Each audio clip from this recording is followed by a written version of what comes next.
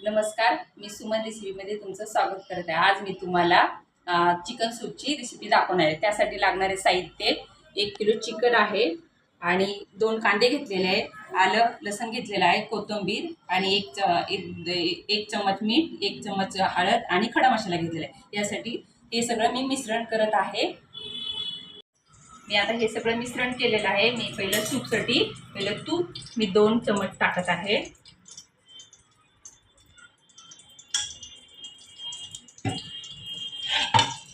हा खडा मसाला हे टाकत आहे।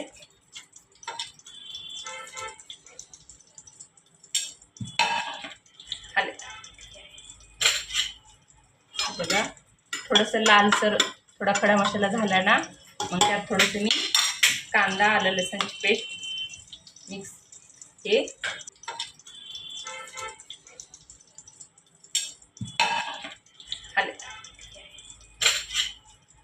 बघा थोडंसं लालसर थोडा खडा मसाला झाला ना, मग त्यात थोडंसं मी कांदा आलं लसूणची पेस्ट मिक्स हे थोडं परतून घेत आहे।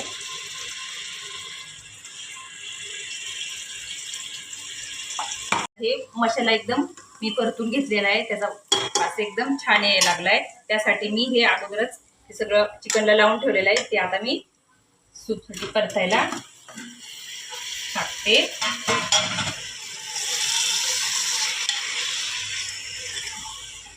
सगळे व्यवस्थित आणि जोपर्यंत ह्याला पाणी सुटत नाही तोपर्यंत आपण पाणी टाकायचं नाहीये। तेल तुपामध्येच परतून घ्यायचं आणि एकदम व्यवस्थित झाल्याच्या नंतर त्याला पाणी सुटल्याच्या नंतरच मग थोडं गरम पाणी करूनच त्याच्यामध्ये टाकायचं। त्याच्या अंगाला जेवढं पाणी सुटेल तेवढे त्याला सूपला चव पण छान येते आणि चवीला पण छान लागते। मी आता ह्याच्यात थोडंसं पाणी गरम केलेलं आहे। हे बघा आता एकदम व्यवस्थित चिकन परतलेलं आहे। त्यासाठी मी थोडंसं आता पाणी टाकते।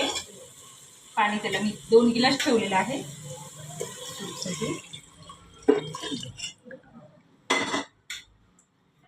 आणि त्याच्यानंतर मी हे सगळं मिक्स करून थोडासा गॅस फुल करते। त्यासाठी फुटली की मी कोथिंबीर टाकते। कोथिंबीरीने आणि एकदम सुगंध आणि चवीला पण छान तर त्यासाठी मी थोडीशी कोथिंबीर टाकते आणि कुकर मी लावून देते आणि 2 शिट्ट्यामध्येच एकदम छान चिकन शिजतं आणि लवकरच गरम पाणी टाकल्यामुळे लवकरच चिकन शिजतं। बघा चिकन सूप आपलं तयार झालेलं आहे। हे बघा 2च शिट्ट्या घेतलेल्या आहेत, त्याच्यात एकदम गाळ चिकन झालेलं आहे, गाळ झालेला आहे।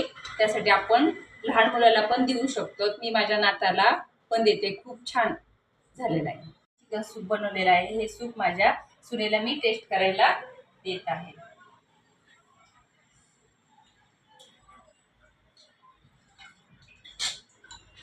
सूप खूप टेस्टी झाले आहे आणि तुम्ही सगळे ट्राय करा आणि लाईक आणि सबस्क्राईब करा।